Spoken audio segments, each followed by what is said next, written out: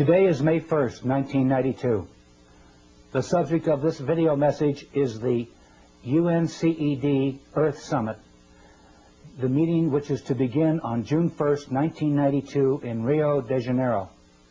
The acronym UNCED stands for the United Nations Committee for Environment and Development.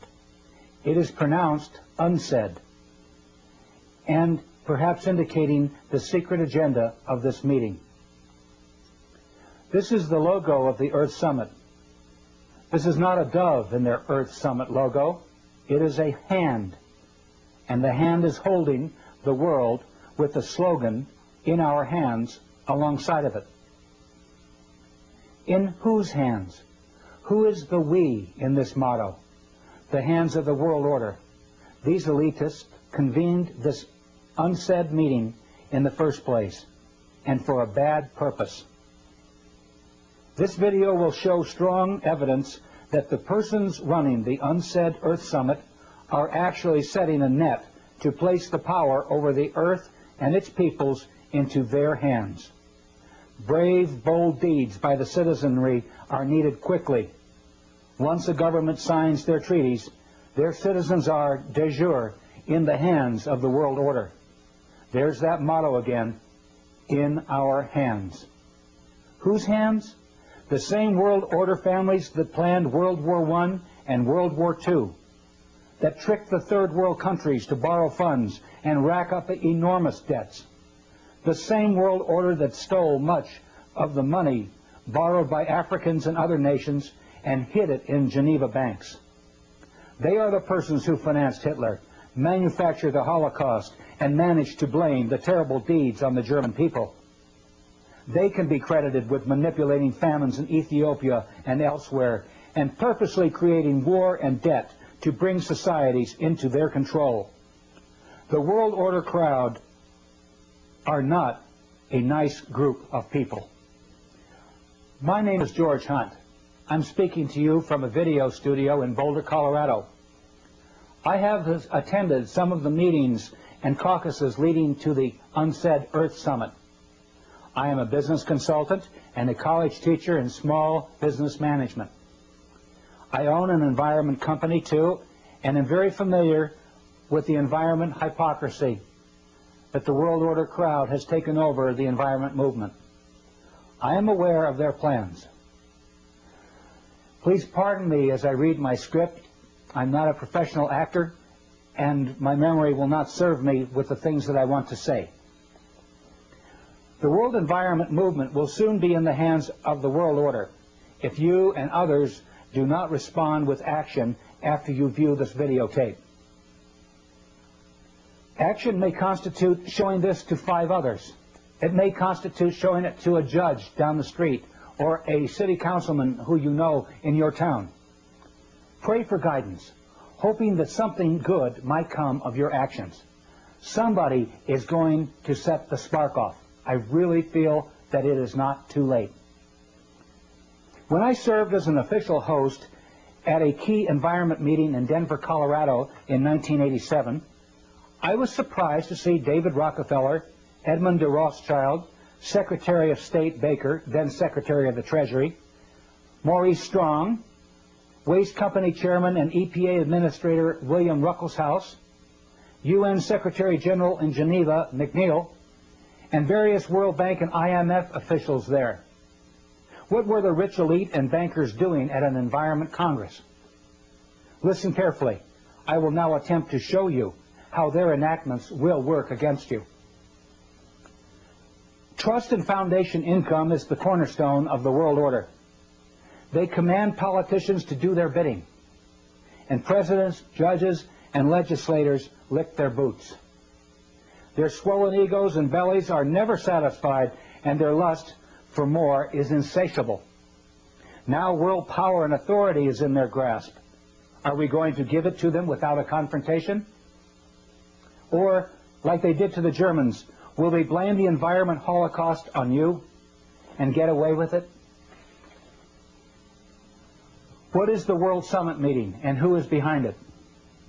The UNCED World Summit, that's UNCED World Summit, is a key event in a series of environment meetings which have occurred since 1972.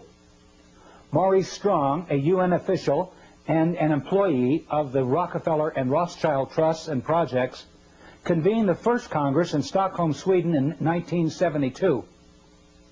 20 years later, Maurice Strong is the Secretary General and convener of UNCED.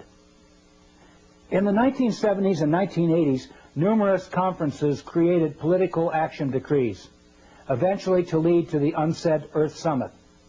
I attended 2 meetings in Colorado in 1987 and 1991. Friends attended others in Los Angeles, San Francisco, and Des Moines. Here's a paper from the Des Moines meeting where Maurice Strong was in charge. Representative Gephardt's telephone number appears on the meeting documents. Here are some phrases from the document of the Secretariat for World Order, which were distributed at the Des Moines UNCED meeting.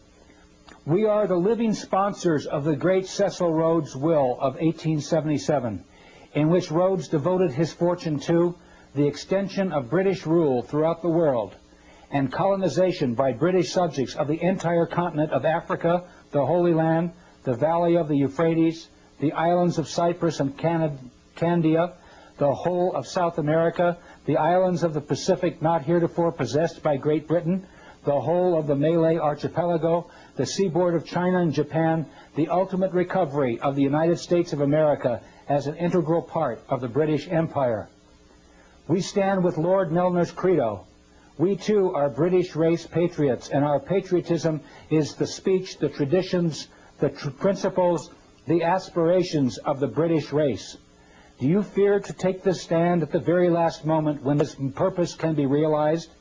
Do you not see that failure now is to be pulled down by the billions of Lilliputians of lesser race who care little or nothing for the Anglo-Saxon system? Copies of this document are distributed to you with this videotape.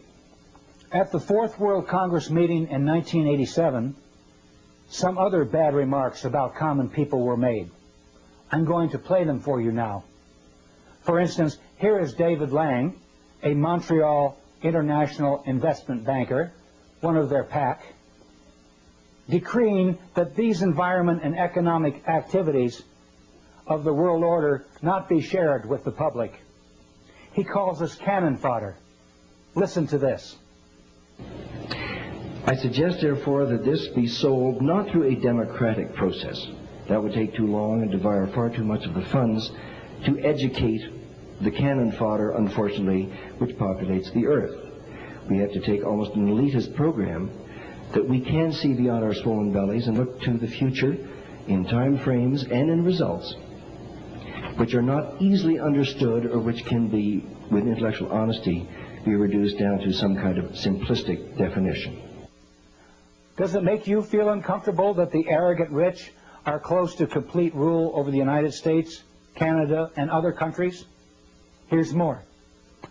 The decrees leading to the Earth Summit were dictated without debate or opportunity for dissent. The treaties the world order once signed at UNCED will supersede national laws. Yet I saw the major decrees at the Fourth World Congress dictated into existence by Edmund de Rothschild. You can hear it too. Listen to him dictate. Rothschild got these major decrees into the United Nations resolutions without debate or challenge. But perhaps this conference might like to think more about the Marshall Plan, which had been mooted and put forward very tentatively at the Denver conference. And perhaps this might be the keynote of what you have heard today and what perhaps you might like in some perhaps amended form to have put forward. At this conference, recognizing the needs to protect our ecological and environmental heritage within the concept of the World Wilderness Congress, World Wildlife Fund, and all other bodies involved in the preservation of life on our planet, asked the Prime Minister of Norway, Right Honourable the Gro Harlem Brundtland, as one of the world's leaders of a greatly respected community, to be the promoter of this International Conservation Bank. By her Brookland report, which has been widely circulated to world leaders, she could follow up this report with the recommendations to promote a second Marshall Plan, the third world debt relief, and finance for a stable development. Nobody at that caucus mentioned a second world Marshall Plan or a new currency system to finance a stable development. The World Conservation Bank had not been thoroughly discussed at all. I was denied the opportunity to openly challenge Rothschild's remarks at the caucus by the World Conservation Bank president and meeting chairman, I. Michael Sweetman. In world politics, the names of First World, Second World, Third World, and Fourth World are used to describe blocks of political entities. The First World is the capitalist countries of Europe and North America. They are industrial and are, therefore, the world's biggest polluters. The Second World is the Soviet Union and the Eastern Bloc countries. Do you remember Rothschild referring to a Second World Marshall Plan? He was speaking of the Soviet bloc countries, not a second Marshall Plan. He was speaking of the Soviet bloc countries and that they will be rescued by First World money. Europe was granted huge sums of money by the Marshall Plan in 1949, and the Second World will receive billions of North American money in this repeat performance. And guess what banking family will act as the main money changers for the Russian ruble, possibly absconding with billions? The Rothschild Group, of course. Rothschild made these remarks back in 1987, 2 years before the Berlin Wall was torn down. He was bragging to us that he knew the Soviet regime would collapse. Here are some April 1992 news articles about the progress of Rothschild's Second World Marshall Plan. They come from the New York Times, and the world order is right on time. Here is a April 15th, 1992 New York Times headline. $44 billion needed to aid ex-Soviets in 1992, IMF says. It's needed for a shift to the free market. Most of the help would finance imports of food and spare parts for 15 republics. My response to that is, sure. Another article in the international edition of the New York Times, Wednesday, April 29th, 1992, had this to say about Rothschild's Marshall Plan. Although there has been much talk about building a new political order in the post-Cold War world, the events here in the last few days make clear that a new economic order is also rapidly emerging. Washington cannot bankroll a Marshall Plan for the former Soviet republics because the task is so enormous and because the American economy is debt-ridden and no longer so dominant. That is why Washington has asked the IMF to run the rescue operations, which are expected to cost $44 billion this year. Well, Rothschild really called it, didn't he? Soon after these remarks were made, the Rothschilds reopened the Rothschild Bank in Frankfurt, Germany, after 50 years of closure. They are now conveniently available to stabilize the Russian ruble with money from the West. Question: do we really want to send North American money abroad so the Rothschilds can make multi-billion-dollar windfalls on the currency trades? Let's talk about the Third World now. The Third World are those countries who have emerged since World War II.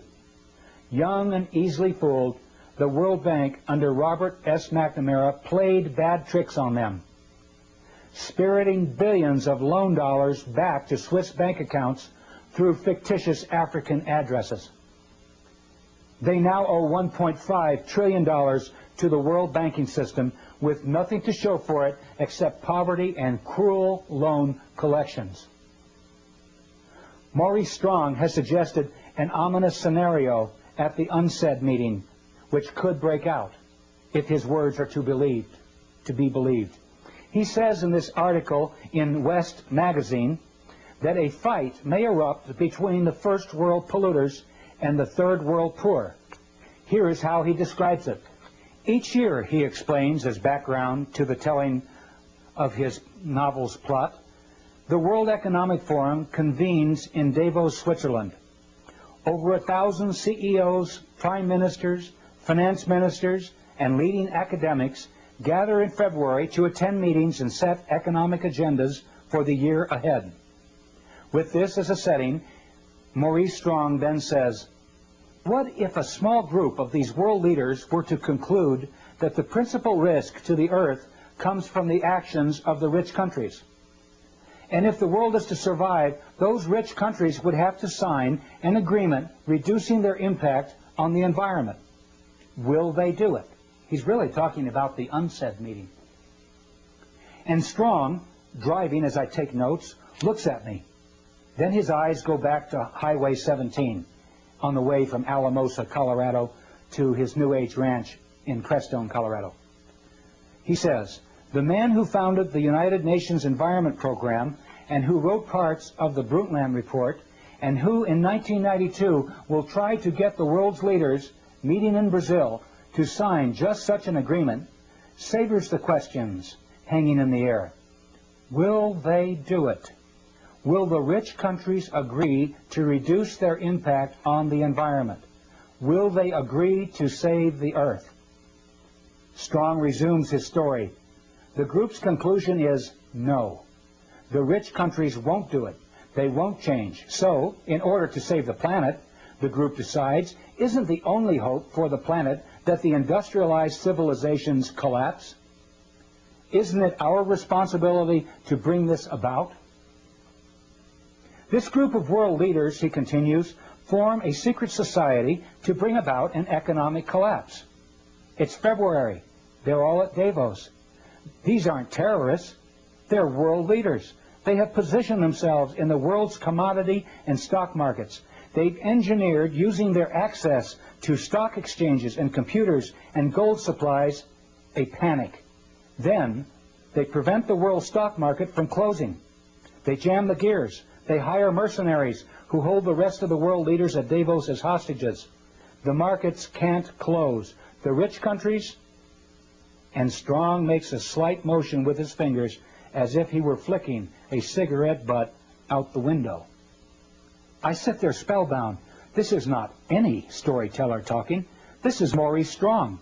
He knows these world leaders. He is, in fact, co-chairman of the Council of the World Economic Forum. He sits at the fulcrum of power. He is in a position to do it. I probably shouldn't be saying things like this, he says. Highway 17 cuts straight across the desert, heading out of the land of dreams. When the truth is finally told, Maurice Strong fears the world will come to this. No secret societies, no hostage takings at Davos, but it will come to the same conclusion.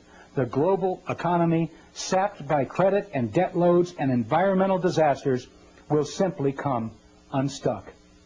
And nothing, not even the inspiration of the Baka, can save humankind from itself. They see the struggles and problems at the Baka as reflections of the problems assaulting the planet. They fear the Baka will be, at best, an oasis in the desert of the future, and at worst, a place where dreams die. Even if Strong is fictionalizing and imagining, why would he even suggest these things? The point remains, something important is going to happen at the UNCED Earth Summit. The fourth world. No one really talks about the fourth world, do they? That's because we haven't seen the fourth world come about. The fourth world came up in the title of the Congress I attended.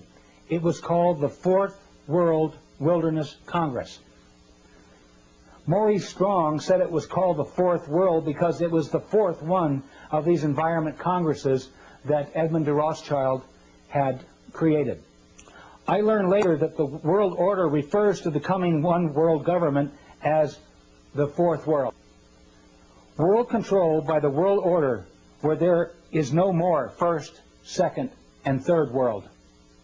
Just a boundaryless planet which is called the fourth world wilderness. Yogis and shamans refer to it as the fourth world wilderness, the lostness of the mind. The lostness of the mind refers to the collective consciousness.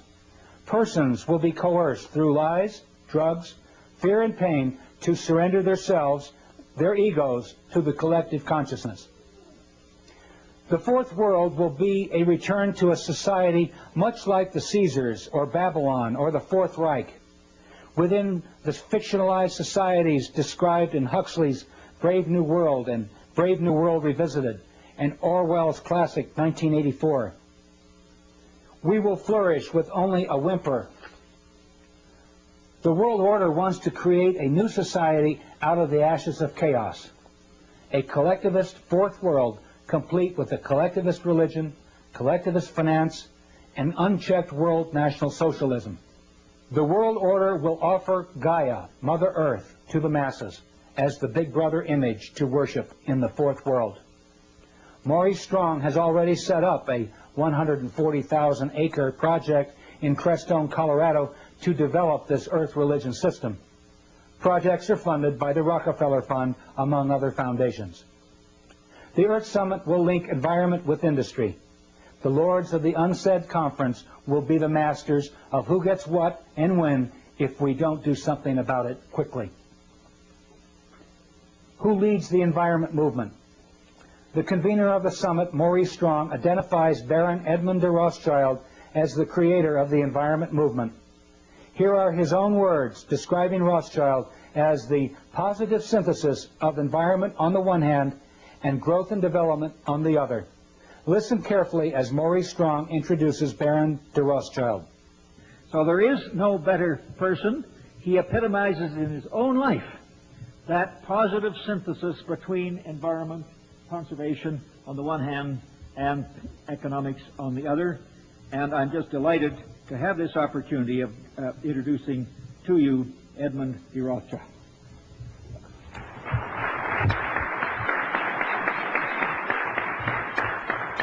Maurice, thank you very much indeed for all that you've said, and I would ask the audience to take with a slight grain of salt all that he has said about me. Rothschild is the positive synthesis of environment on the one hand, that's the thesis, and growth and development on the other, that's the antithesis. He very clearly admits that the Rothschild combination, including the Rockefellers and most world capitalists, aim to control the environment and development movement as the synthesis.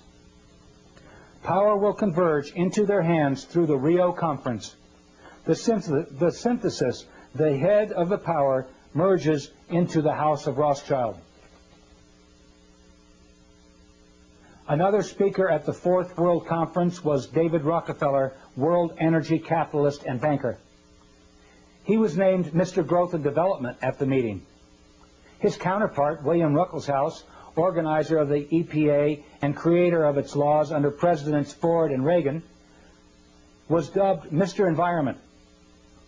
Here is a picture of the chuckling antagonists at the meeting. Mr. Environment Ruckelshaus is the CEO and chairman of the board for BFI, Browning Ferris Industries, one of the largest private environment companies in the world. The hypocrisy is that Ruckelshaus, as EPA chief, made the very laws by which his waste company, BFI, is becoming rich. Hypocrisy number two is that Ruckelshaus and Maurice Strong were key investors in American Water Development, a company which tried to circumvent Colorado water laws and gain control of one of the largest underground reservoirs of water in the world. Here's an excerpt from a video interview where I explain what they did.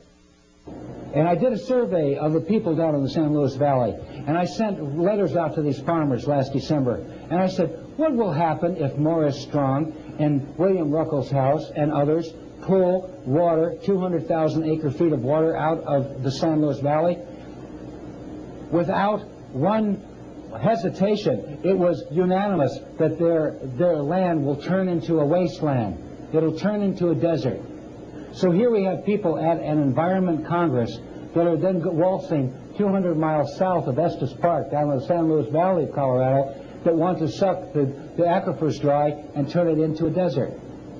The hypocrisy is so deep. They failed in their attempt because the people learned what they were doing and defeated them. Here is a newspaper article that shows their defeat. I hope we can do it again around the UNCED meeting. Let's hear a little more from Maurice Strong and Edmund de Rothschild and lock in on what kind of people are running the UNCED summit meeting. Here's the part where Rothschild says that projects launched to save the environment will be inoperative. He says it quickly, but he says inoperative. That is, they will not work. And listen to Rothschild snidely suggest that we build dry ice machines and ship up the dry ice to the North and South Poles to keep them from melting. Perhaps it could be possible to utilize CO2, carbon dioxide, one of its main causes, to manufacture dry ice, to maintain the polar caps and the actual temperature of the ice there, and maintain their present temperature. Innovative and modern technology, world waste material, collected and perhaps burnt in volcanic areas or buried so deep in the earth, in the wilderness desert areas of the mid-Sahara where nobody goes, or in the empty quarter in Arabia or the Gobi Desert. But all these ideas and visions, some far-fetched, and above all, the continuation of this Congress needs money. I will play the full speech after this video, and you will hear him say that the world order has these problems. It's indigenous people and it's wildlife. People and wild animals are problems? What kind of madness are these world order Caesars afflicted with? I hope I have given you enough information to expose the designs of the world order crowd. They hope to run the lives of people for generations to come. They are the same crowd who created a Hitler, arranged the assassination of Lincoln and Kennedy, and have indicated elsewhere that they want to drastically reduce the population of the world to make environment and development more sustainable. Please quickly carry the truth to others. This video has photocopy exhibits accompanying it too, and you can make unaltered copies of this videotape as much as you please. Large quantities can be ordered at $8 a piece, including photocopied materials, plus postage, until July 4th, 1992. Send your orders and checks to this address. If you want to talk, I will call you collect. So send me your phone number. The light of freedom is going out throughout the world. You know who the culprits are now. It may not be too late to educate key people who can stop them.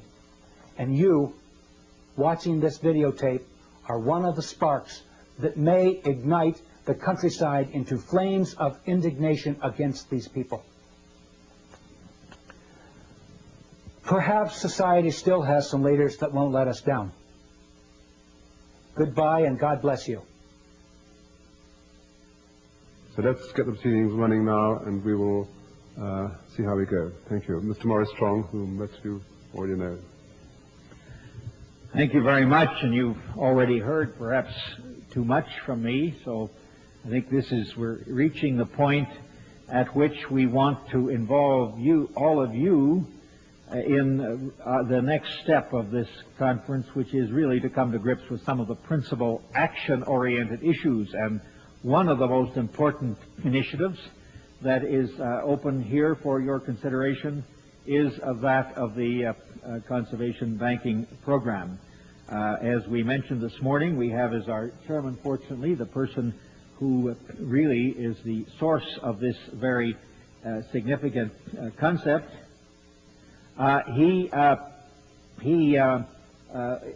is one of the trustees of the International Wilderness Foundation, which sponsored this meeting. He was at the first of these congresses. So his conversion to the relationship between conservation and economic development has been a pioneering one. His work on mini dams. I used to be in the hydroelectric power part of the energy business myself. Many of the energy developments that we've seen have come from his early anticipation of our energy needs and his early work in supporting pioneering initiatives to deal with these needs. So there is no better person. He epitomizes in his own life that positive synthesis between environment, conservation on the one hand, and economics on the other. And I'm just delighted to have this opportunity of introducing to you Edmund de Rothschild.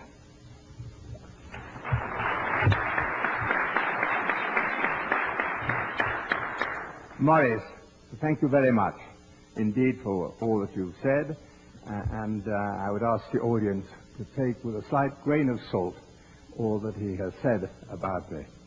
And I want to start there a little bit of my talk to you on a somewhat different vein.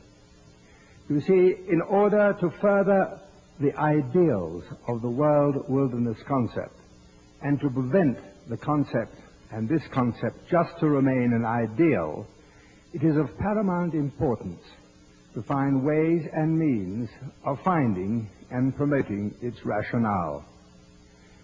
There are these ways and means of putting this concept into effect and overcoming or minimizing some of the problems set out by the speakers in this Congress, such as pollution, prevention of acid rain, waste disposal.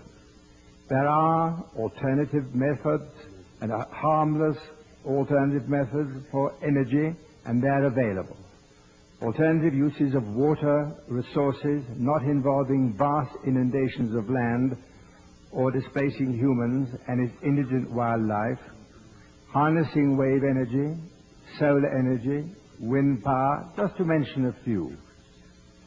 To overcome the chilling, doom-laden prognostications of Dr. Irving Mintzer's greenhouse effect, perhaps it could be possible to utilize CO2, carbon dioxide, one of its main causes, to manufacture dry ice, to maintain the polar caps and the actual temperature of the ice there, and maintain their present temperature. Innovative and modern technology, world waste material, collected and perhaps burnt in volcanic areas or buried so deep in the earth, in the wilderness desert areas of the mid-Sahara where nobody goes, or in the empty quarter in Arabia or the Gobi Desert. But all these ideas and visions, some far-fetched, and above all, the continuation of this Congress needs money. A start has been made by the thoughts and care of one man. Michael Sweetman. His ideas have had lip service paid to them by some of our speakers here during the Denver conference. The meetings now of the new concept of an international